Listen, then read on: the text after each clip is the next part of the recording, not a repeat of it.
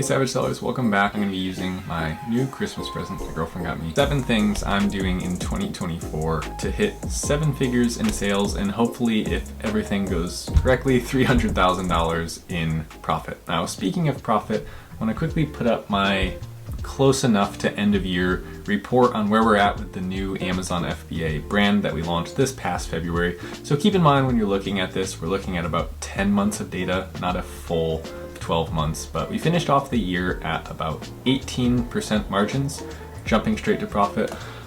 It's okay, right? It was my scaling year for this brand, and to still walk away with nearly a fifth of the sales that came in on top of having grown that asset, which is that brand, the email list, the sales rank, and the raving fans. I got to take away roughly $50,000 in profit as well, which is pretty cool. So if you find yourself getting overwhelmed with all the information out there about Amazon FBA, and you're just kind of looking into like, what's realistic, what are some real numbers, and like, what are the results I can expect my first year, I know this video is going to be helpful for you. So strategy number 1 is I'm going to be adding 98 new affiliates to my affiliate marketing network. Why 98? Well, because I currently have 2 and I want 100. So the goal here is to find influencers, personalities, brands, even one who already has built a connection with my dream customer, and giving them 20% of every single sale that they drive to my listing. Now, this strategy hasn't been a huge driver of traffic for me up to this point. I mean, traffic's okay, but conversion-wise, I think we've only made a few affiliate sales this year. So we're building up balances with people, and the way that we're doing that is we're using Amazon attribution. So we just create a custom link for them, and then we can track their sales and simply disperse a payment to them through something like PayPal once their balance hits about $100. So whatever your margin would be, you'd offer them a percentage of that. In our case, we're offering them almost our full profit margin. We're actually giving them 2/3 of it, and we're leaving 1/3 for us. We really want to incentivize them and make this something that's profitable for them to do, so that they actually want to do it. That one's pretty simple. Just make a big old Excel sheet full of contacts of people that you found on social media, blogs you want to get in touch with, and just wherever they leave information for someone to contact them, list that under the contact. Spend a few hours one morning going through and custom writing or custom calling all of those individuals and seeing if they'd be interested in this, till you get to 100 different entities doing this for you. I suppose we'll have to go from there. Check in next year. Now, the next thing on my list is to automate 6 to 12 months of emails for my newsletter. It's refining my e-commerce funnel, my back-end email newsletter, and pushing people through kind of like valuable information, getting them interested in opening emails from me, doing that again and again and again, and then maybe once every 4 or 5 emails, making an ask, creating an offer. That one's pretty straightforward. We've got 5 emails up to this point, so someone signs up at our lead squeeze, they go through our email list.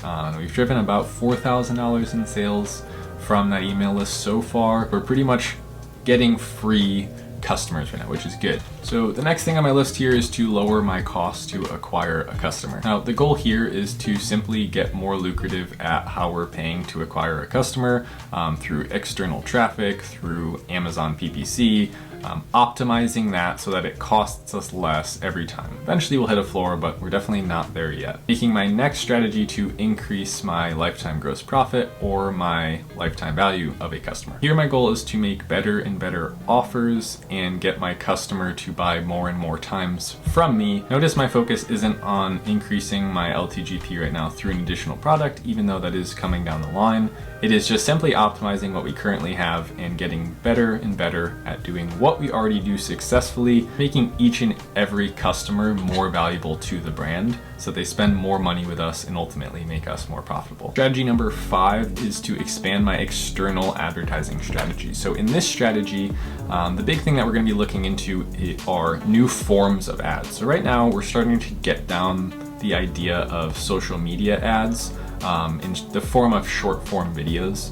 So kind of what you typically would think nowadays of an ad when you're scrolling through Instagram. A brand does a little 30-second video that is trying to hook you, tell you a story, and then get you to convert on that ad. The goal of the ad doesn't really matter, but that is the form of the ad that we're running right now. So we want to try other things like buying email positions in other companies and other individuals' newsletters. Every time they get someone subscribed to their email newsletter, that is an additional eyeball on a email that we have written for their funnel. So we'll be trying things like Google ads, Pinterest ads, buying ad positions on blogs with relevant articles to our niche. Next thing on the list, and one of the most important, is to optimize for profit.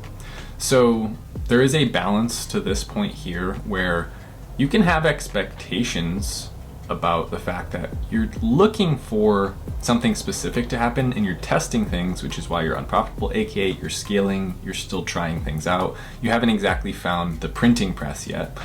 So through the things above this, I'm gonna be looking for the printing press, meaning just, can I advertise to a customer who will buy my thing and leave over a bunch of cash for me in that transaction?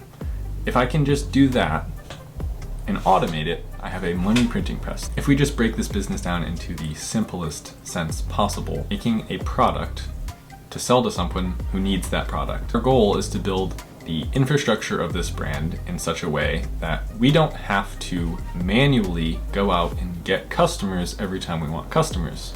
We don't want to have to manually package our order every time we send out an order. Same way that fulfillment by Amazon automates my order process, I want to use new customer acquisition strategies and new lifetime gross profit increasing strategies to systematize the growth and profitability of this brand. Starting to look at this more like a game and more like there are controls that I have control of, and that is very empowering, because in the beginning, I know what you're probably thinking, like, I don't do any of this. I don't think about any of these metrics, and I don't know what any of the metrics even mean, or what they, if I do know what they mean, I don't actually know what that implies about my customers' enjoyment of my product. Like, the first step for me this year was I had to understand what a North Star brand looked like and how they operated.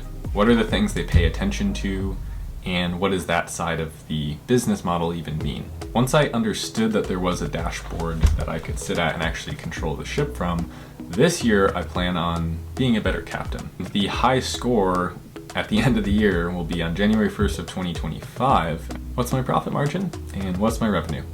That's all I'm trying to do. Very profitable, very successful, very scalable brand.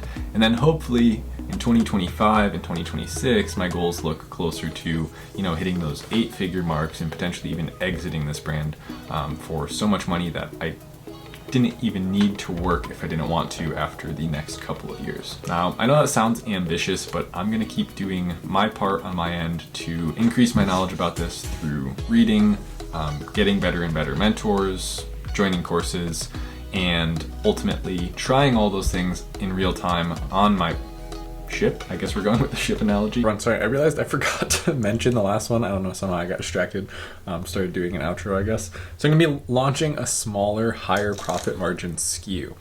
So we've been very successful in getting people to buy and love our current product. However, it's quite large, and we are already priced as high as we would want to price it at a premium price point, because I'm gonna be launching a new SKU that's smaller but still expensive. I already have a few ideas for what this product might be, but I'm going to be leveraging the audience that I grew over the last 10 months or so to buy this next product so that the second launch is even more successful than the first with even higher profit margins. So be sure to subscribe down below, and other than that, I will see you in the next video. Later.